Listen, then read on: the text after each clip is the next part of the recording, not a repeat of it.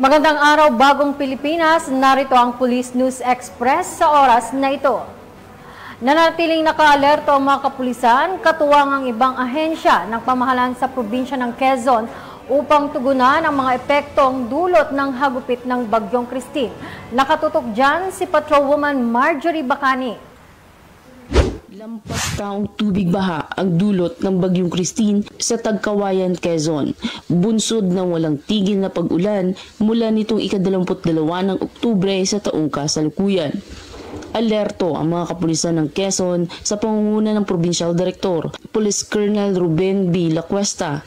Nakaantabay din ang Provincial Director sa pamamagitan ng patuloy na koordinasyon sa Quezon Provincial Disaster Risk Reduction and Management Office sa pagsagip ng mga kababayan nating apektado ng Bagyong Christine. Hindi alintana ng ating mga kapulisan ang madilim na parte ng Barangay Magsaysay, Tagkayawan, Quezon. Ma-rescue lamang ang isang ginang na na-stroke upang madala sa pinakamalapit na evacuation center. Ako po si Police Major Eric Elvedus, Chief of Police ng Tagkawayan Municipal Police Station.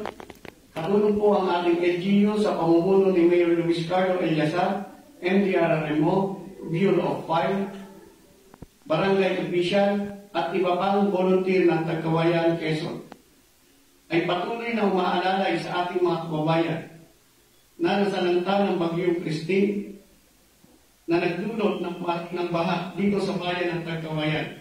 Sa kasalukuyan po ay may 5 barangay ang apektado ng nasabing baha, lalo na po ang Metro Tagkawayan, na kinalolooban ng Barangay Santa Cecilia, Barangay Poblasyon at Barangay Magsaysay.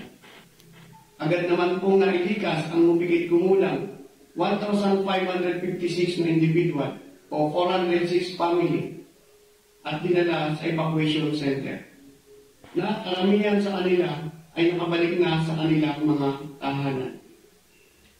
Samantala, isang naitalang casualty ng bayan ng Tagkawayan. Ito ay dulot ng pagkalunod. Ang biktima ay isang babae na may edad na 56 anyos, kasama ang kanyang asawa. Habang ito ay patawid ng tulay, bigla itong nadulas at nalaglag sa ilog. Kaya ang Tagkawayan Municipal Police Station, ang Bureau of Fire at MDRRMO kasama ang barangay official ng Barangay Kulong-Kulong, Tagkawayan, Quezon ay nagsagawa ng search and rescue operation at ito ay na-recover ng mga rescue team.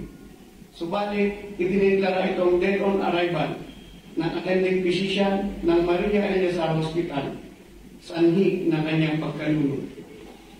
Sa kasalukuyan ng daan patungong Bicol at Manila ay passable para sa lahat ng mga biyahero.